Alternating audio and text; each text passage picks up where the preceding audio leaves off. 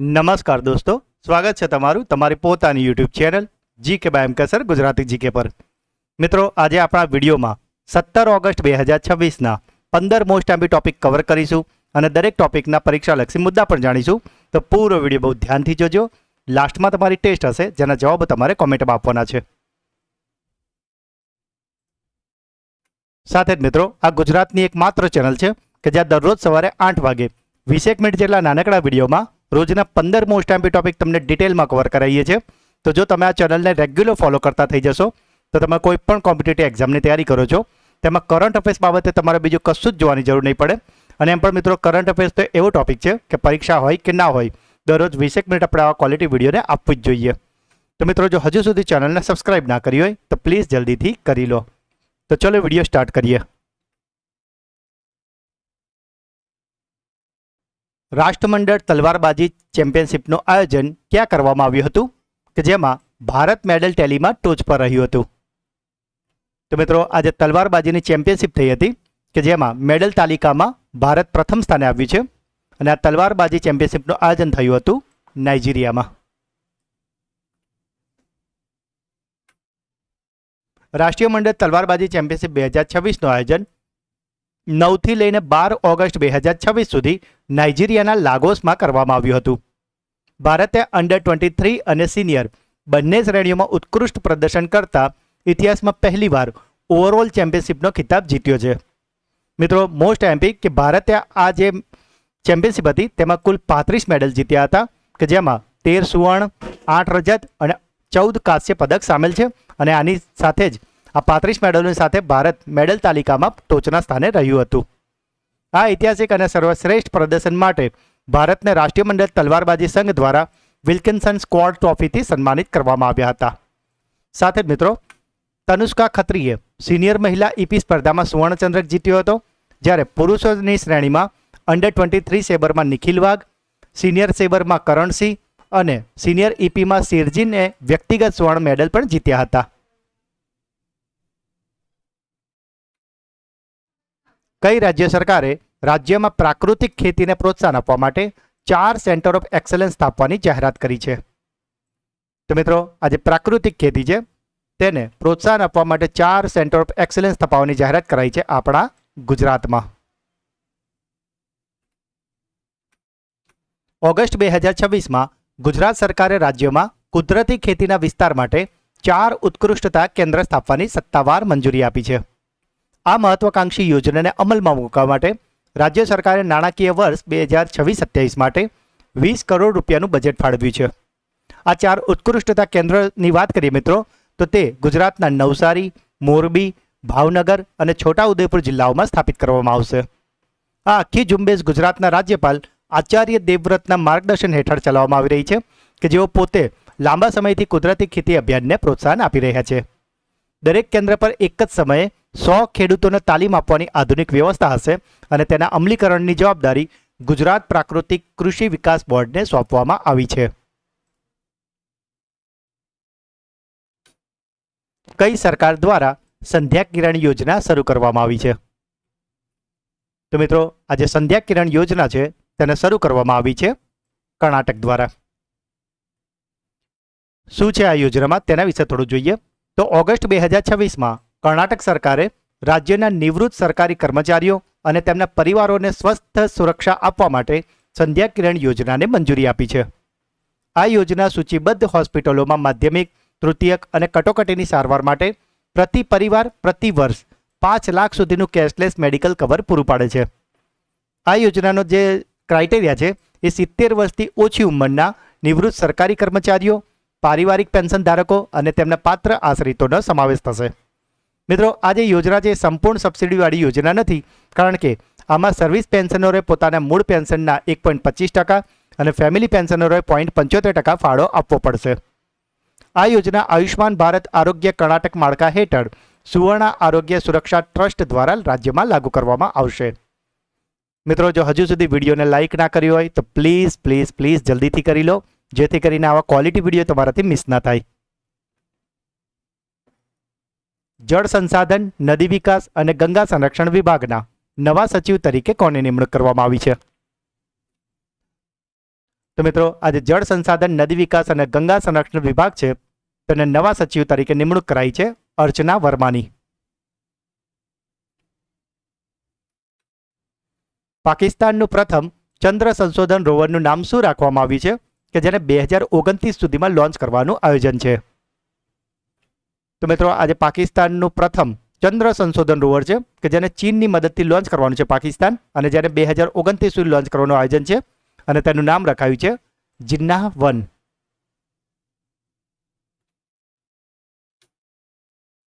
લખનઉ નવી દિલ્હી તેજસ એક્સપ્રેસનું નવું નામ શું હશે કે જે ભારતની પ્રથમ કોમર્શિયલ બ્રાન્ડ નામવાળી ટ્રેન બની ગઈ છે?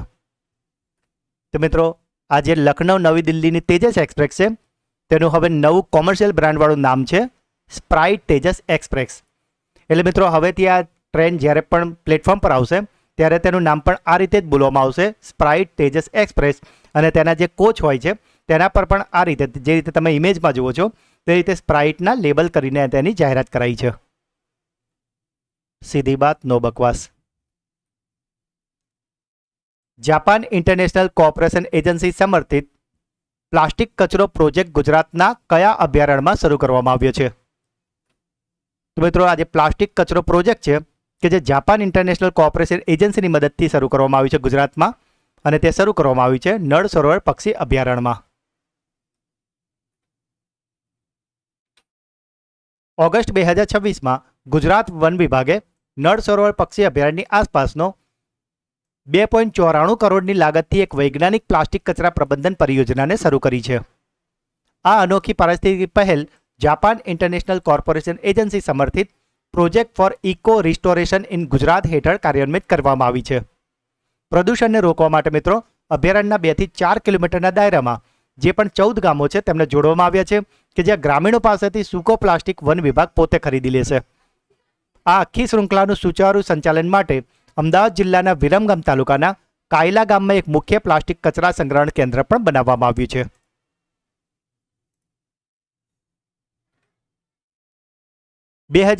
ની હુરુન ઇન્ડિયા મોસ્ટ વેલ્યુએબલ ફેમિલી બિઝનેસની સૂચિમાં કયો પરિવાર ટોચનું સ્થાન મેળવ્યું છે? તો મિત્રો આ જે પરિવાર છે કે જે 2026ની જે યાદી આવી છે તેમાં હુરુન ઇન્ડિયા મોસ્ટ વેલ્યુએબલ ફેમિલી બન્યું છે અને તે છે અંબાણી પરિવાર. ઓગસ્ટ 2026માં જાહેર કરેલી 2026ની Barclays private clients Hurun India most valuable family business લિસ્ટમાં રિલાયન્સ ઇન્ડસ્ટ્રીઝના અંબાણી પરિવારે 85.83 લાખ કરોડના મૂલ્યાંકન સાથે પહેલા સ્થાન પર છે. આ જ યાદીમાં આદિત્ય બિરલા ગ્રુપના કુમાર મંગલમ બિરલાનો પરિવાર 8.14 લાખ કરોડ સાથે બીજા નંબર પર અને JSW ગ્રુપના સજ્જન જિંદાલનો પરિવાર 8.02 લાખ કરોડ સાથે ત્રીજા સ્થાન પર છે.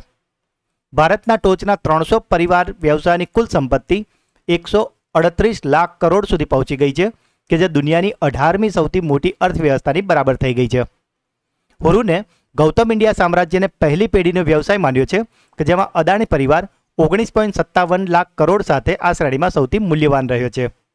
આ યાદીમાં મિત્રો સૌથી સારું પ્રદર્શન કર્યું હતું વેદાંતા સમૂહના અનિલ અગ્રવાલનો પરિવાર કે જેમણે 75% વાર્ષિક ગ્રોથ નોંધાવીને 3 સ્થાનની છલાંગ લગાવીને સીધું 9મા નંબર પરથી સીધું 6થા સ્થાન પર પહોંચી ગયો છે.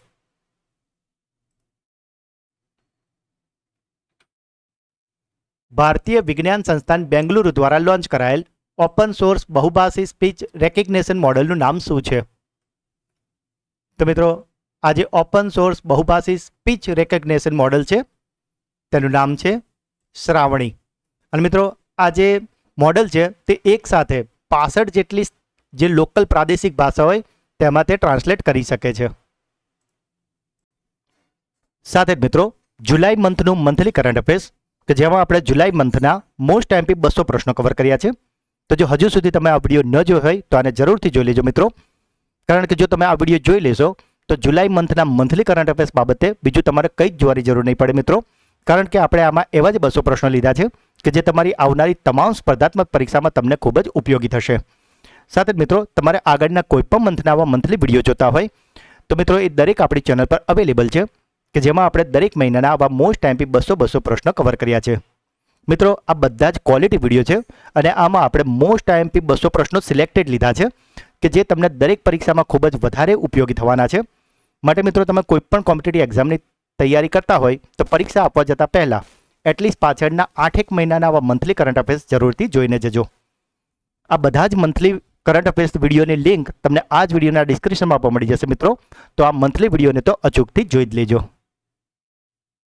હાલમાં જ ચર્ચામાં રહેલું કુરીલ ટાપુ એ કયા દેશ વચ્ચે આવેલું છે?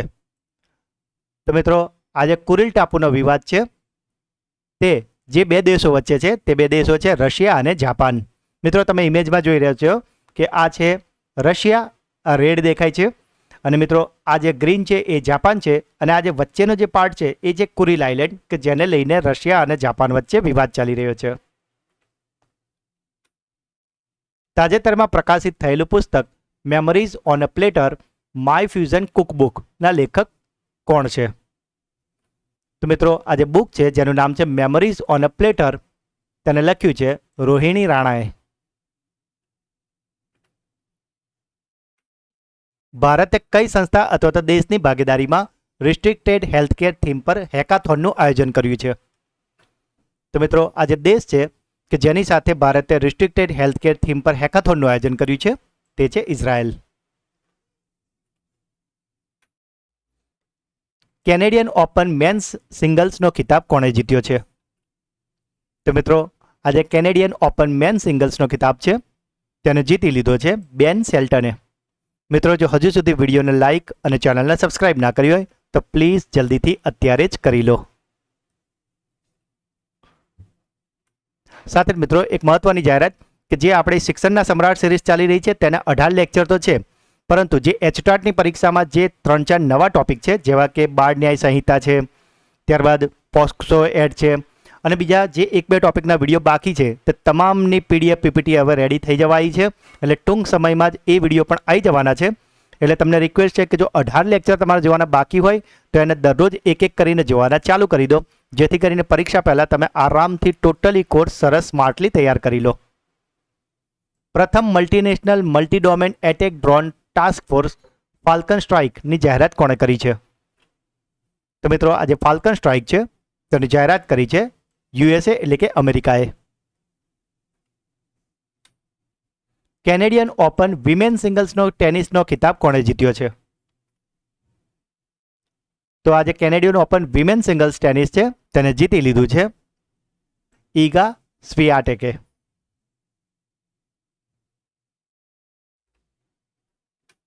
તો મિત્રો આ હતા આજના 15 પ્રશ્નો. હવે સમય છે તમારા સુપરફાસ્ટ ફ્લેશ રિવિઝનનો કે જેમાં શનિવારના જે 15 પ્રશ્નો છે તેને ફટાફટી ફ્લેશ રિવિઝન કરી લઈએ. કારણ કે મિત્રો ગઈકાલે હતો આપણો સુપર સન્ડે ક્લાસ કે જેમાં આપણે વીકલી રિવિઝનમાં પાછલા અઠવાડિયાના એટલે કે 10 ઓગસ્ટથી લઈને 16 ઓગસ્ટના 50 મોસ્ટ ટાઈમપી પ્રશ્નોનું રિવિઝન કર્યું હતું. તો જો હજુ સુધી તમે આ વિડીયો ન જોયો હોય તો આને જરૂરથી જોઈ લેજો, જેથી કરીને તમારું પાછલા અઠવાડિયાનું સરસ મજાનું રિવિઝન થઈ જાય. જે મિત્રો નવા છે તે પણ આ વિડીયોને અચૂકથી જોજો, કારણ કે આમાં આપણે મોસ્ટ ટાઈમપી 50 પ્રશ્નોને કવર કરેલા છે. તો શનિવારનો પહેલો પ્રશ્ન હતો 15 ઓગસ્ટ 2026ના રોજ ભારત પોતાનો કયો સ્વતંત્રતા દિવસ ઉજવી રહ્યો છે? તો ભારતે ઉજવ્યો હતો પોતાનો 80મો સ્વતંત્રતા દિવસ. તો મિત્રો અહીંયાથી તમારા માટે પ્રથમ ક્લાસરૂમ ક્વેશ્ચન છે કે મિત્રો જે ગુજરાતનો મુખ્ય પ્રોગ્રામ હતો 15મી ઓગસ્ટનો એ કયા જિલ્લામાં કરવામાં આવ્યો છે કે જ્યાં આપણા મુખ્યમંત્રી ભૂપેન્દ્ર પટેલજીએ હાજરી આપી હતી? આ તમારો પ્રથમ ક્લાસરૂમ ક્વેશ્ચન છે. એશિયાની પહેલી ડેઝર્ટ થીમવાળી ડ્રાઈવ થ્રુ નાઇટ સફારી કયા રાજ્યમાં શરૂ કરવામાં આવશે? તો મિત્રો આ ડ્રાઈવ થ્રુ નાઇટ સફારી શરૂ થવાની છે આપણા ગુજરાતમાં. તો મિત્રો અહીંયાથી તમારા માટે બીજો ક્લાસરૂમ ક્વેશ્ચન છે કે ગુજરાતમાં તો શરૂ થવાની છે, તો ગુજરાતના કયા જિલ્લામાં શરૂ થવાની છે તે તમારે મને કોમેન્ટમાં જણાવવાનું છે. આ તમારો બીજો ક્લાસરૂમ ક્વેશ્ચન છે. મિત્રો તમે જે લાસ્ટ વિડીયો જો ધ્યાનથી જોયો ને તો આપણા બધા જ પ્રશ્નો તેમાંથી તમને જવાબ મળી જશે. ઓગસ્ટ 2026માં કેન્દ્રીય યુવા બાબતો અને રમતગમત મંત્રાલયે કયા રમતગમત મહાસંઘની માન્યતાને સસ્પેન્ડ કરી છે? તો આ માન્યતા રદ કરાઈ છે ટેબલ ટેનિસ ફેડરેશન ઓફ ઇન્ડિયાની. અંદમાન અને નિકોબાર દ્વીપ સમૂહના નવા મુખ્ય સચિવ તરીકે કોની નિમણૂક કરવામાં આવી છે? તો આ નિમણૂક કરાય છે જ્ઞાનેશ ભારતી. કાચા તેલના લીકેજને કારણે ચર્ચામાં રહેલો હલાનિયા દ્વીપ સમૂહ કયા દેશમાં આવેલો છે? તો આવેલો છે ઓમાનમાં. પબ્લિક ડેટાને સરળતાથી શોધવા માટે તથ્યકોષ નામનું પ્લેટફોર્મ કઈ રાજ્ય સરકારે લોન્ચ કર્યું છે? તો તથ્યકોષ પ્લેટફોર્મ છે કર્ણાટકાનું. ઉદાર શક્તિ 2026 સૈન્ય અભ્યાસ ભારત અને કયા દેશ વચ્ચે આયોજિત કરવામાં આવ્યું છે? તો આ થયું છે મલેશિયા સાથે. Bharat America civil space joint working ગ્રુપની 9મી બેઠક કયા શહેરમાં આયોજિત કરવામાં આવી છે? તો આનું આયોજન કરાયું છે બેંગલુરુમાં. વેન ઓડિટ મેટર્સ નામનું પુસ્તક કોણે લખ્યું છે? તો આ પુસ્તકને લખ્યું છે વિનોદ રાયે. ઓગસ્ટ 2026માં કઈ રાજ્ય સરકારે નિકોટિનયુક્ત ઉત્પાદનો પર 1 વર્ષ માટે પ્રતિબંધ મૂક્યો છે? તો આ પ્રતિબંધ મુકાયો છે કર્ણાટકા દ્વારા. ગુજરાતના ગાંધીનગર લોકસભા મત વિસ્તારના પુસ્તકાલયોને એકીકૃત કરવા માટે કઈ એપને લોન્ચ કરવામાં આવી છે?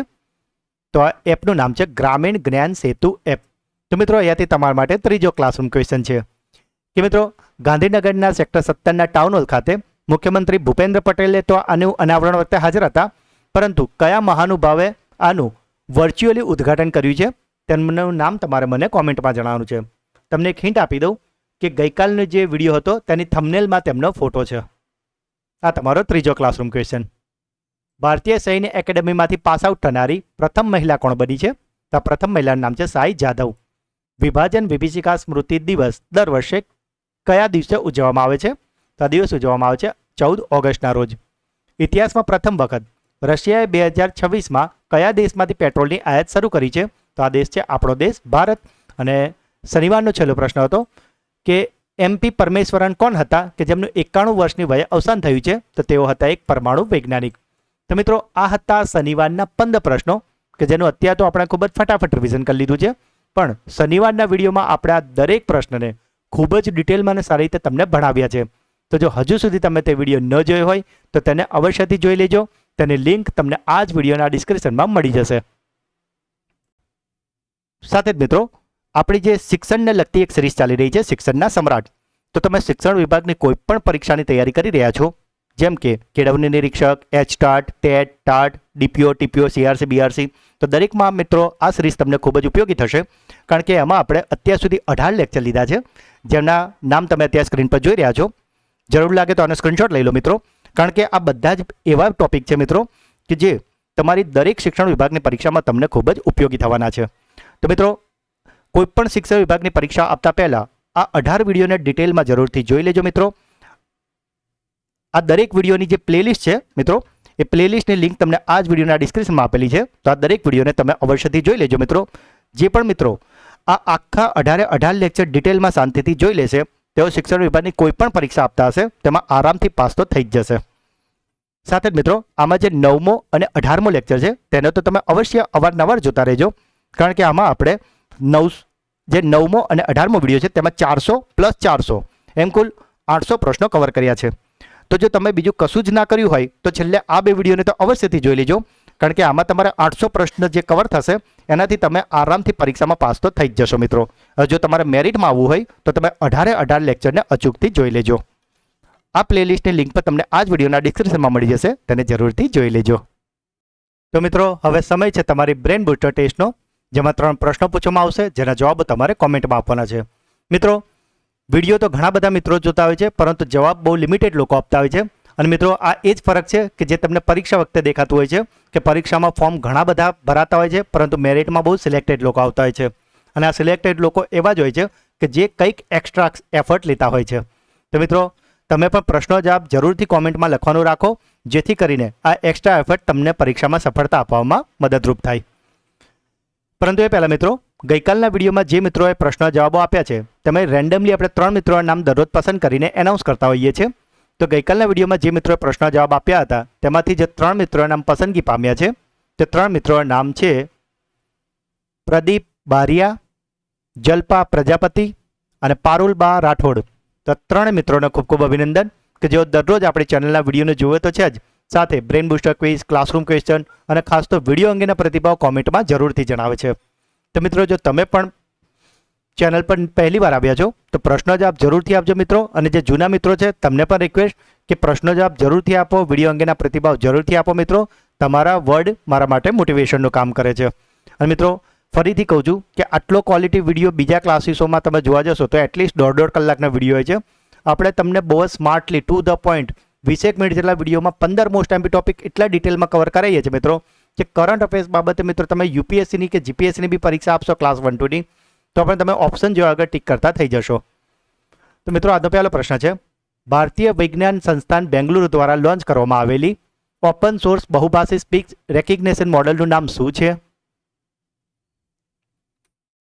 તાજેતરમાં પ્રકાશિત થયેલું પુસ્તક memories on a platter my fusion cookbook કોના દ્વારા લખવામાં આવી છે?